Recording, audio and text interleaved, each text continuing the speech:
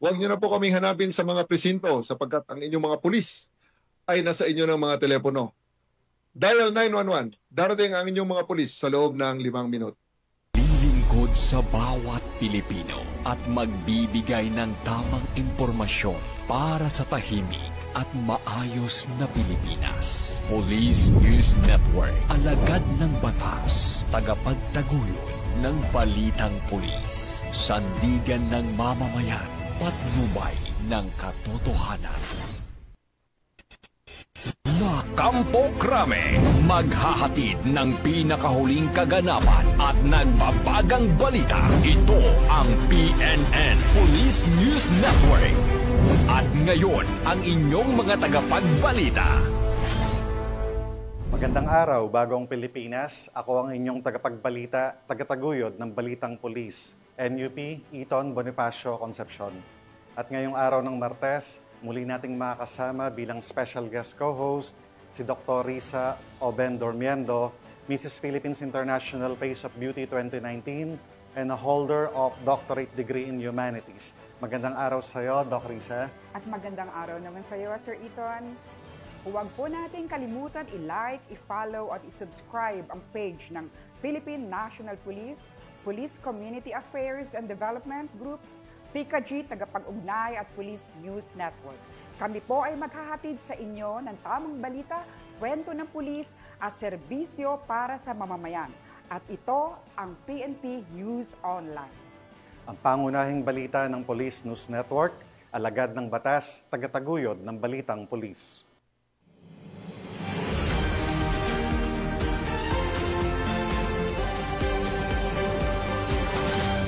Narito ang mga balitang dapat niyong abangan.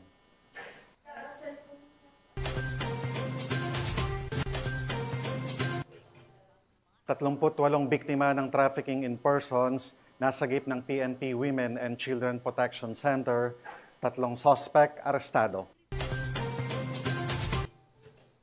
Aabot sa 4 na milyong piso halaga ng shabu, nasabat mula sa 4 na suspect sa Bacolod City. At lalaki, nasa kote ng San Miguel Police sa loob ng 5 minuto, iligal na baril, nasamsam.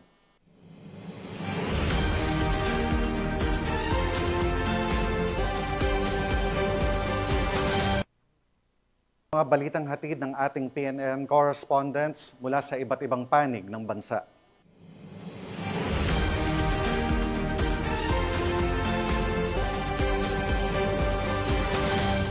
Simulan natin ang balita mula sa bahagi ng Luzon.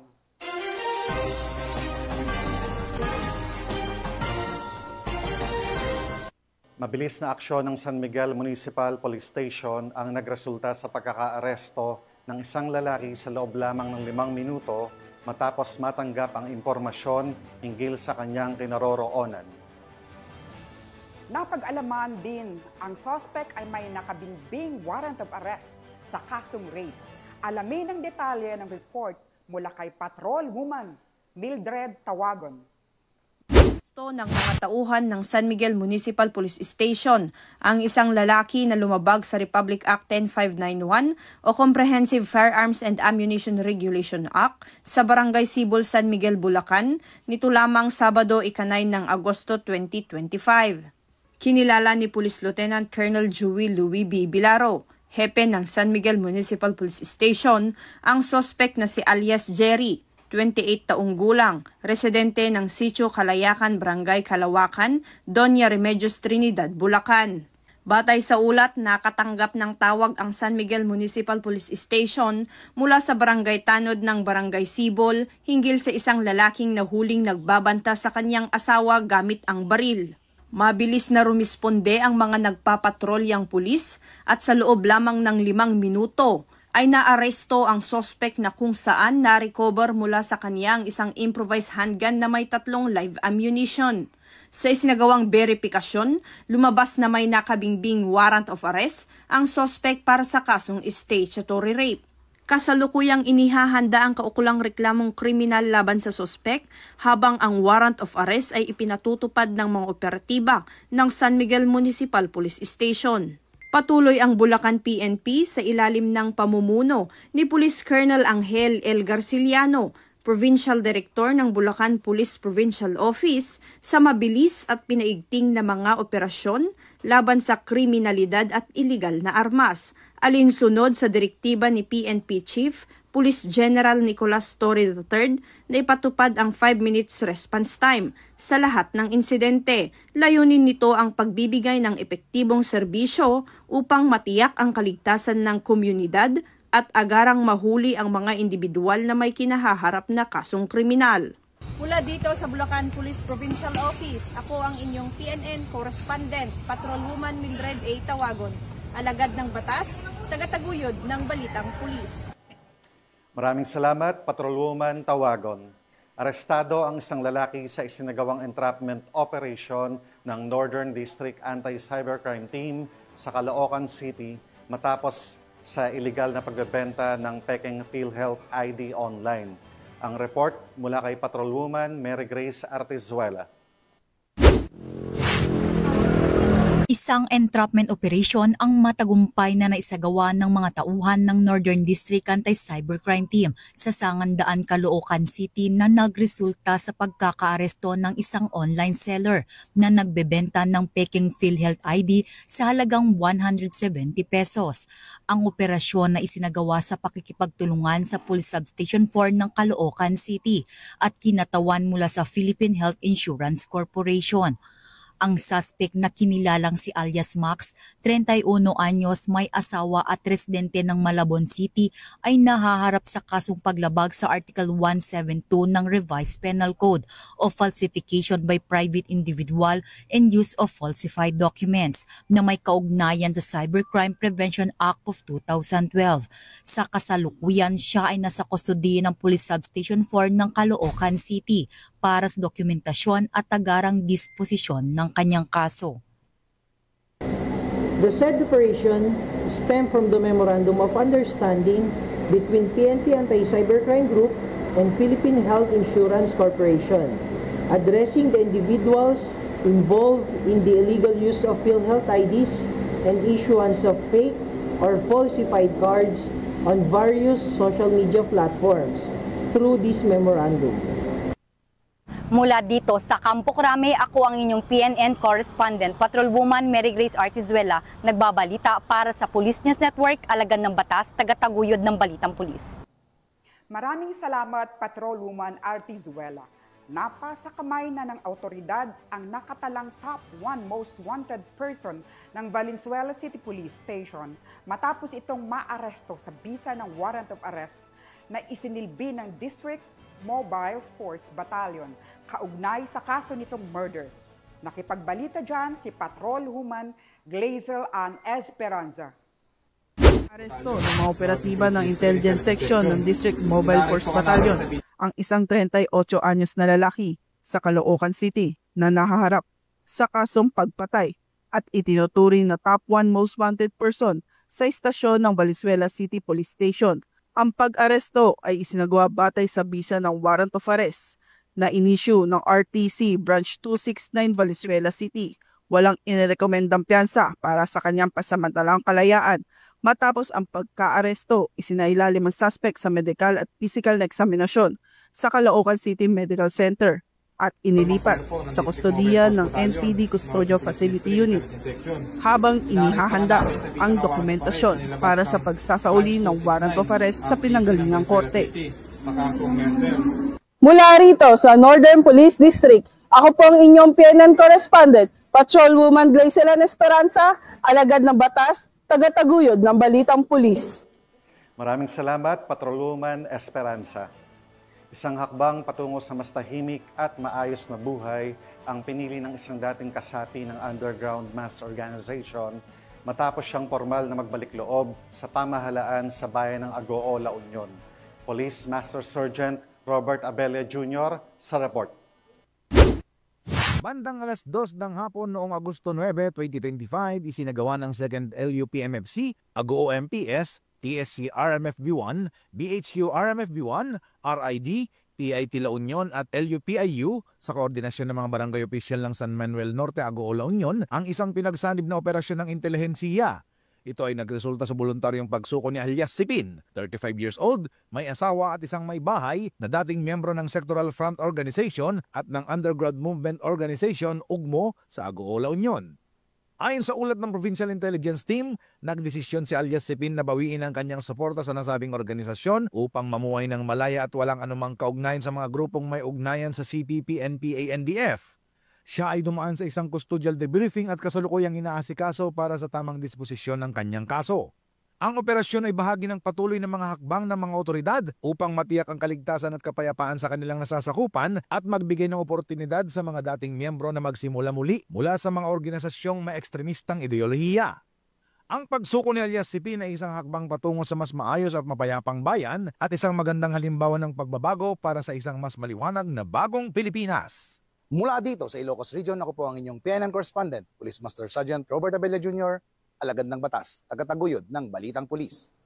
Maraming salamat, Police Master Sergeant Abella Jr. sa walang katapusang operasyon ng pulisya kontra krimen. Naaresto ang nakatalang top 6 most wanted person sa rehiyon ng Calabarzon dahil sa kaso nitong murder sa Gregorio 13 Martires, Cavite. Tinutukan niya ni Patrolwoman Brizel May Urbano. Naaresto ang tinaguriang Rank 6 Regional Most Wanted Person sa rehiyon ng Calabarzon sa isinagawang operasyon ng 13 Martires Component City Police Station katuwang ang iba't ibang unit ng PNP sa Gregorio 13 Martires City, Cavite nito lamang ika-11 ng Agosto taong kasalukuyan. Kinilala ang suspect na si alias Raymond, residente ng Barangay San Francisco, General Trias City, Cavite. Ang naturang suspect ay nahuli sa bisa ng warrant of arrest para sa kasong murder na walang inirerekomendang piyansa.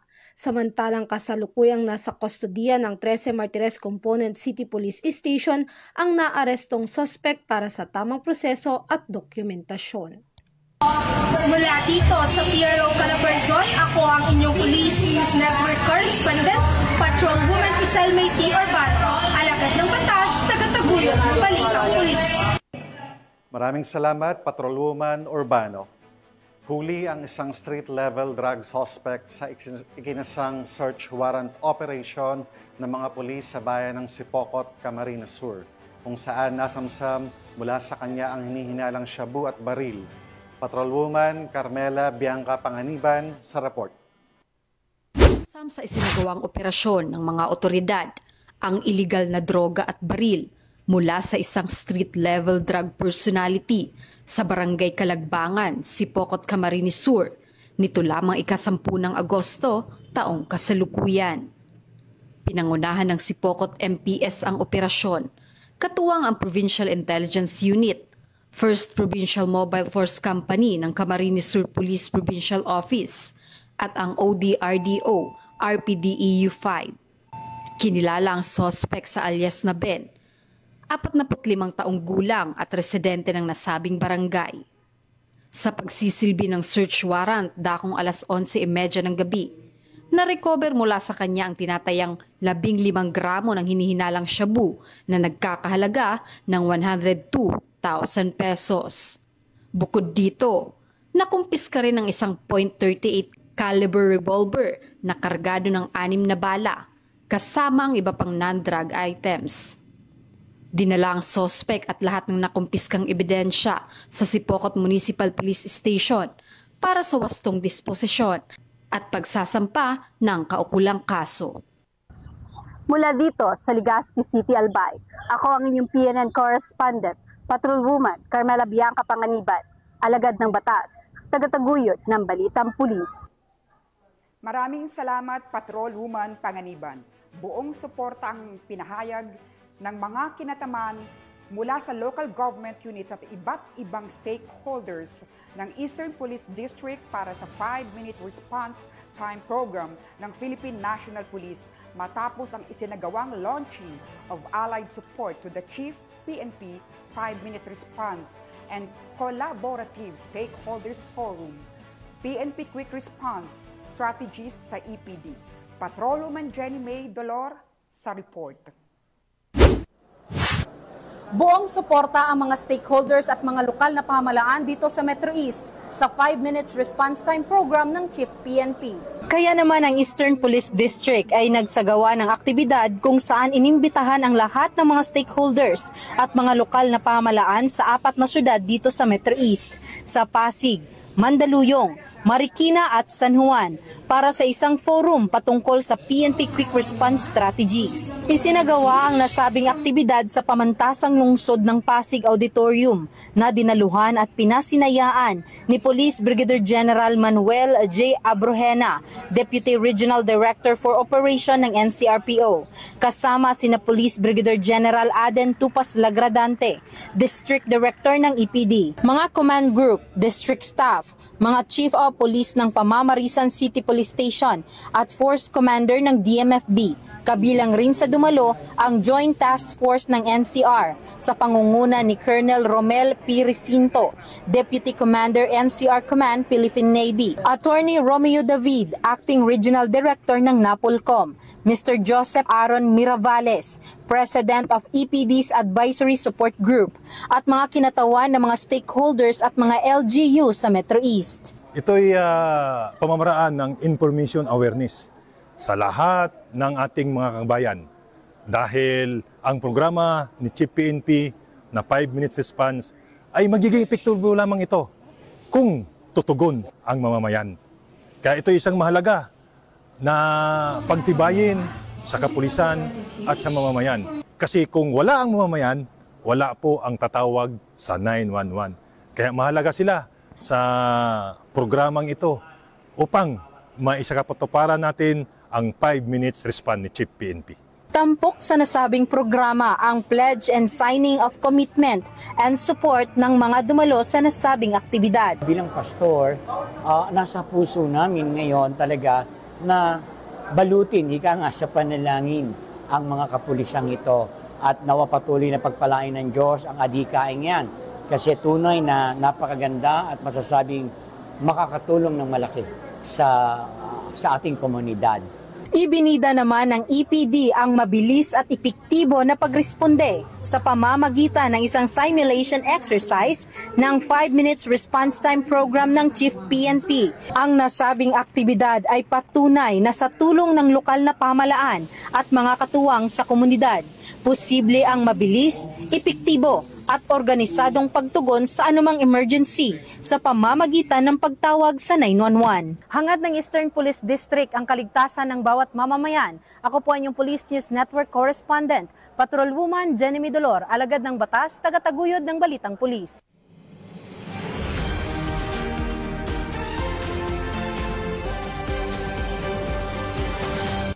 Tunghayan naman natin ang mga balita mula sa Visayas.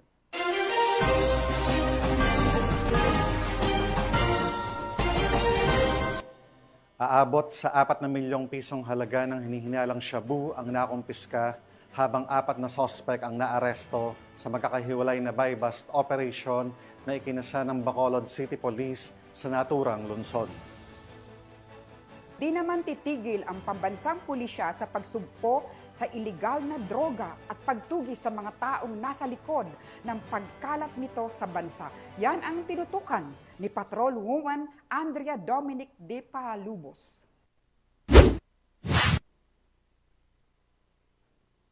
Muling pinatunayan ng Bacolod City Police Office ang kanilang walang sawang laban kontra iligal na droga matapos madakip ang 4 na sospek sa magkasunod na buy-bust operation sa Bacolod City na nagresulta sa pagkakakumpiska ng higit sa 4 na milyong halaga ng hinihinalang shabu nito lamang ika-10 ng Agosto taong kasalukuyan. Sa isinagawang operasyon ng City Drug Enforcement Unit sa pangunguna ni Police Lieutenant Colonel Antonio Benitez Jr., bandang 8:34 ng gabi sa Zone 5 Barangay Handumanan, naaresto ang 2 lalaki na kinilalang sina alias Levy, residente ng Barangay Handumanan, at alias Rihil, residente ng Barangay Estefanía, Bacolod City. Kuha mula sa mga sospek ang humigit kumulang 520 gramo ng hinihinalang shabu na may tinatayang halagang 3,536,000 piso. Makaraan lamang ang ilang minuto, dakong 8:42 ng gabi, Isang panibagong operasyon ang isinagawa ng Bacolod City Police Station 8 sa Purok Gracia, Barangay Singkang Airport sa pamumuno ni Police Captain Greque Cayaw, Officer in Charge. Nadakip naman ang dalawang suspect mula sa Cadiz City na sina alias Yvonne at alias Richie na kuha mula sa kanila ang tinatayang 80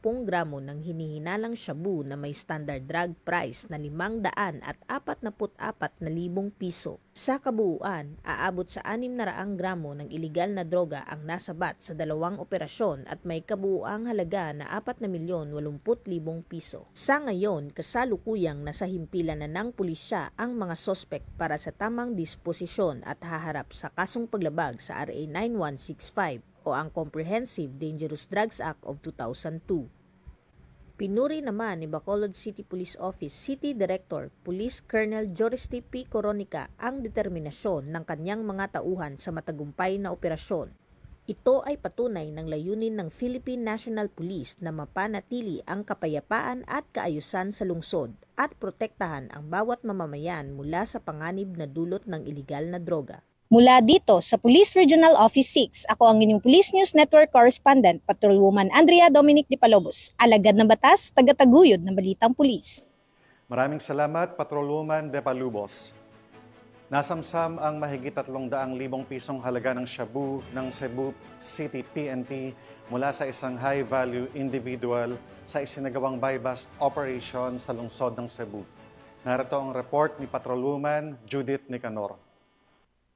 Sa kulungan ang bagsak ng isang high-value individual na suspect matapos itong makuhanan ng 378,000 halaga ng hinihinalang shabu sa isinagawang buy-bust operation ng mga kapulisan ng Cebu City sa Tupa Street, Barangay Sawang, Calero, Cebu City nito lamang nakaraan.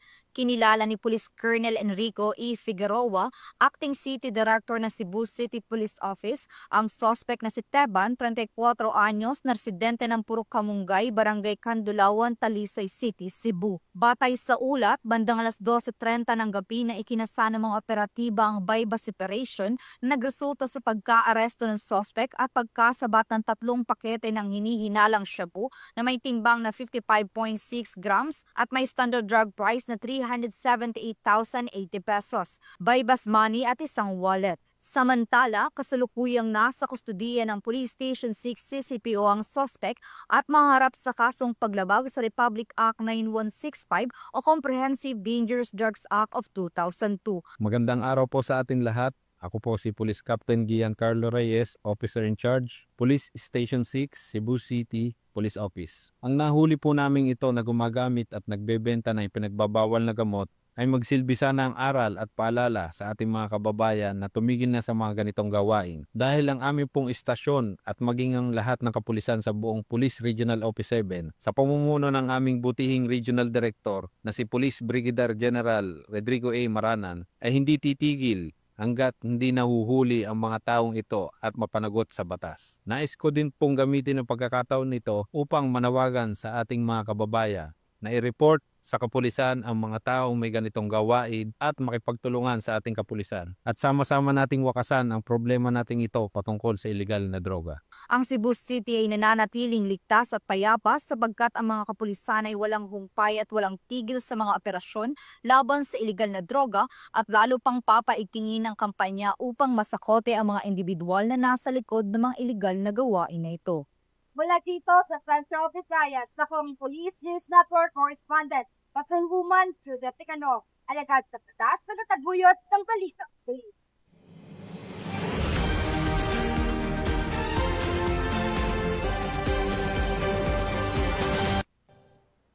Narito naman ang mga balita mula sa bahagi ng Mindanao.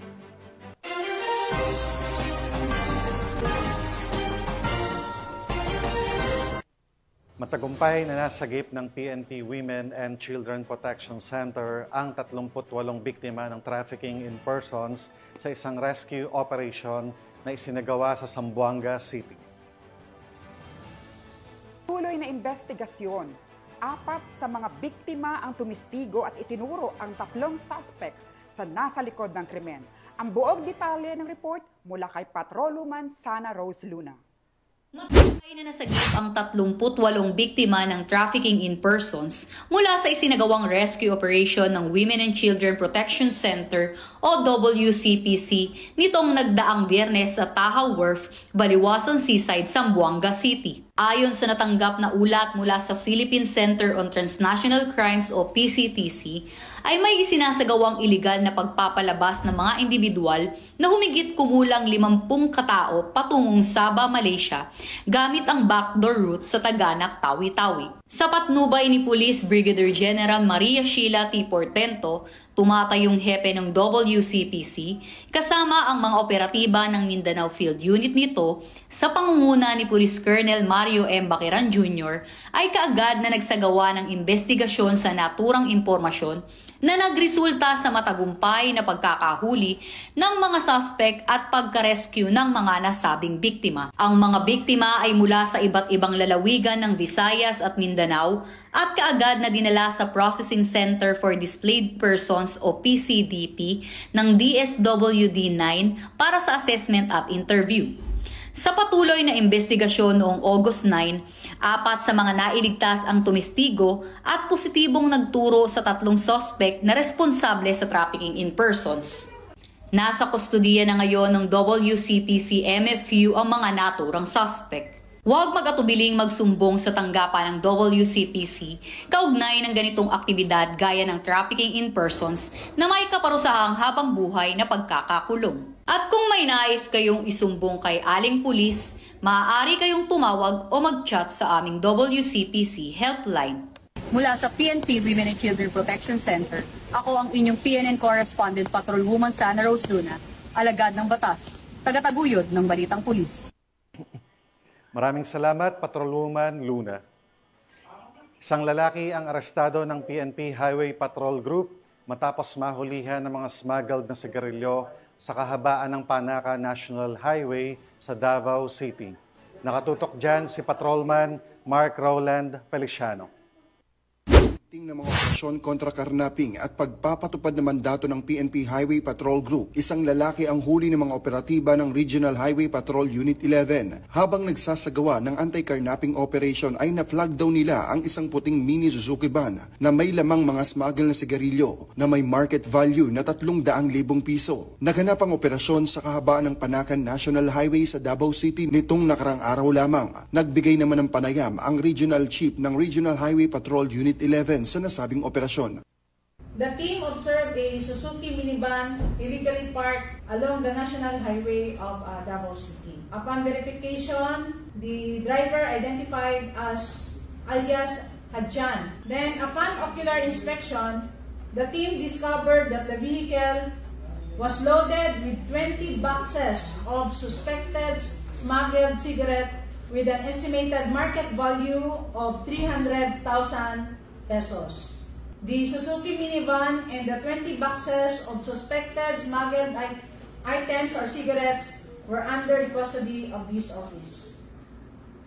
Kinilala ang suspect na si alias Shadrach, 46 na taong gulang na tagasa sa Davao City. Hindi na nakapalagpa ang suspect at binasahan ang kanyang karapatan sa salitang kanyang nauunawaan at pansamantalang nasa kustudiya ng Regional Highway Patrol Unit 11 ang suspect habang inihahanda ang kaso laban dito. Samantala ang nasabing sasakyan at mga sigarilyo ay magsisilbing ebidensya laban sa suspect. Sa anumang katanungan, reklamo o impormasyon, ang himpilan ng HPG ay palaging bukas upang kayo'y tulungan. Kami ang Highway Patrol Group, ang kakampi nyo sa kalsada na patuloy na magbibigay ng serbisyong HPG dahil dito sa ating bagong Pilipinas. Ang gusto ng pulis, ligtas ka. At sa iba pang balitang serbisyong HPG, tumutok lamang sa aming YouTube channel at Facebook page na Police News Network. Mula sa tanggapan ng kakampi nyo sa kalsada, ako po si Patrolman Mark Roland Feliciano para sa Police News Network, alagad ng batas, tagataguyod ng Balitang Pulis.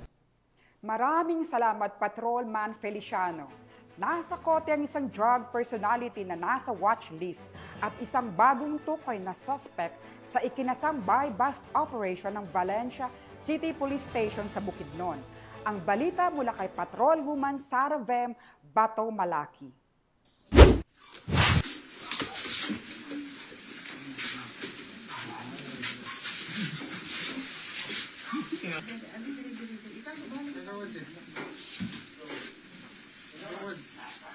Arestado ang dalawang individuals sa ikinasang joint buy-bust operation ng Bukidnon Provincial Intelligence Unit PDEA-10 at RPDEA-10 at mga operatiba ng Valencia City Police Station sa Barangay Baguntaas, Valencia City, Bukidnon. Kinilala ni Police Lieutenant Colonel Brian Panganiban, hepe ng Valencia City Police Station, ang mga suspect na sina alias A, lalaki, 33 taong gulang, self-employed kasama sa delisted at alias Hazel, babae, 40 taong gulang, online seller, kinilalang newly identified drug suspect at mga residente ng nasabing lugar.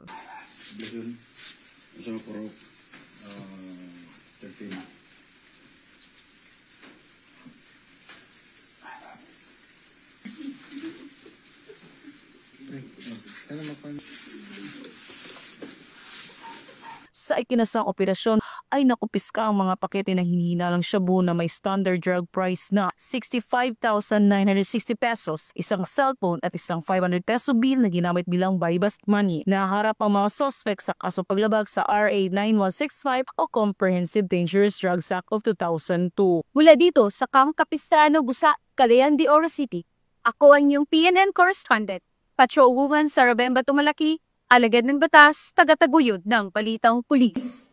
Maraming salamat, Patrolwoman Bato Malaki.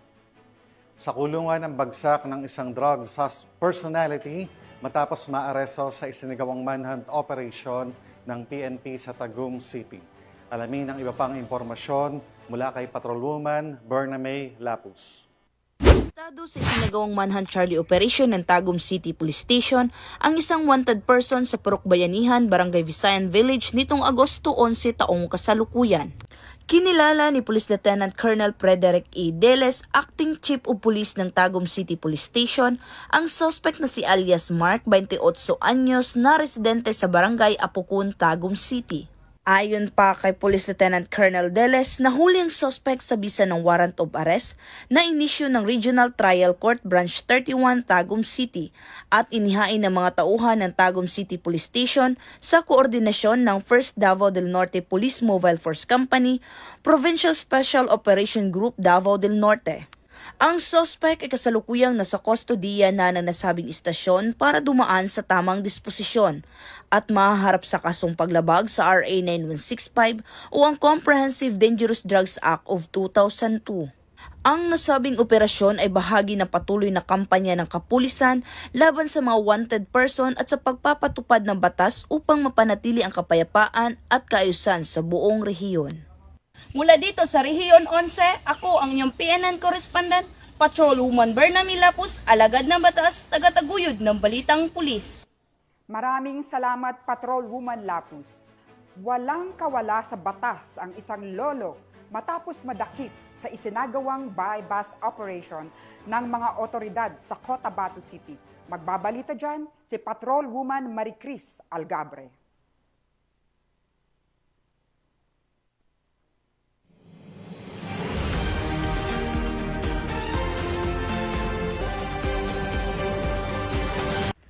Arestado ang isang senior citizen matapos kumagat sa drug buy-bust operation at nakuhana ng mga iligal na droga sa isinagawang operasyon ng Cotabato City Police Station sa Doña Pilar Street, Barangay Poblacion 4, Cotabato City nito lamang ika-10 ng Agosto taong kasalukuyan.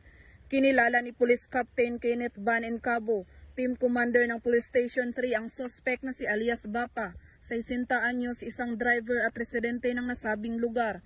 Nakuha na ng mga kapulisan ng suspect ng 21 pirasong sachet ng hinihinalang shabu na may timbang na 0.9 gramo na nagkakahalagang 5,000 pesos.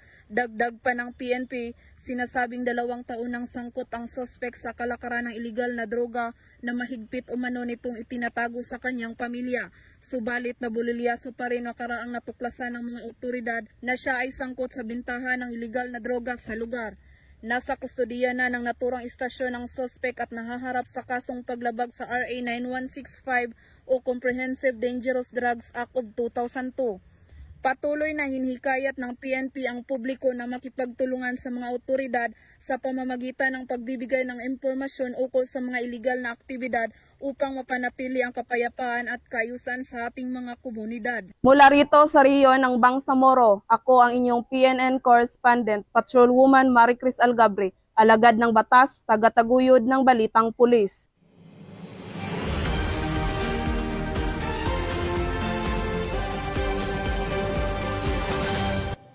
At yan ang mga balitang nakalap ng ating PNN correspondents mula Luzon, Visayas at Mindanao. At bago tayo magtapos, gusto ko po muli magpasalamat sa ating masusugid na manonood ng Police News Network at syempre pa sa ating special guest co-host for today na walang iba kundi si Doc Risa Oben Dormiendo. Maraming salamat, Doc, sa pagkapaunlak sa Police News Network sa pag-imbita po namin ito. Any upcoming events, Doc, na nais niyo pong i-promote? Yeah, I'll be judging a lot of events for this coming weeks. Pinapasalamatan at binabati ko po si Chief PNP Police General Nicolas Torre III, Police Major General Roderick Augustus Alba, the Director for Police Community Relations, PKG Command Group na pinamumunuan ni Police Brigadier General Marvin Joe Saro, Police Colonel Joel Serrano, Police Colonel Adonis Guzman at Police Colonel Joel Ada. Sa lahat ng personnel ng Police Community Affairs and Development Group at sa lahat ng magigiting, maraming salamat sa inyong serbisyo para sa isang ligtas na pamayanan. At ng miyembro ng Philippine National Police, mga Police Commissioned Officer, Non-Commissioned Officer at sa mga non-uniform personnel na Happy 124th Police Service Anniversary po sa ating lahat. Sa ngalan ng pamunuan ng Philippine National Police, sa pangunguna ni Chief PNP, Police General Nicolas Torre III at sa pamumuno ni President Ferdinand Bongbong Marcos Jr., kami ay maglilingkod sa bawat Pilipino at magbibigay ng tama at balanseng balita. At sa mga mahal naming kababayan, huwag na kayong maghanap ng pulis sa presinto sapagkat sila po ay nasa inyo ng mga telepono. Tumawag sa 911, darating sila sa loob ng 5 minuto.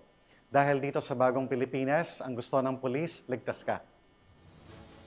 Mula rito sa tanggapan ng tagapag-ugnay ng Pambansang Pulisya, kami ang inyong tagapagbalita, tagataguyod ng Balitang Pulis, NUP Loreto Bonifacio Concepcion.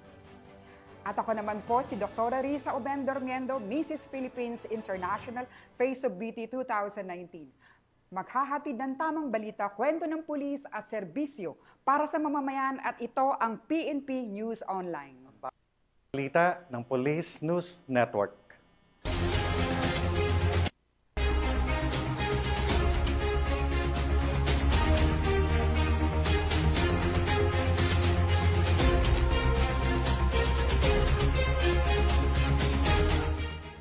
Police News Network, alagad ng batas, tagapagtaguyod ng balitang pulis.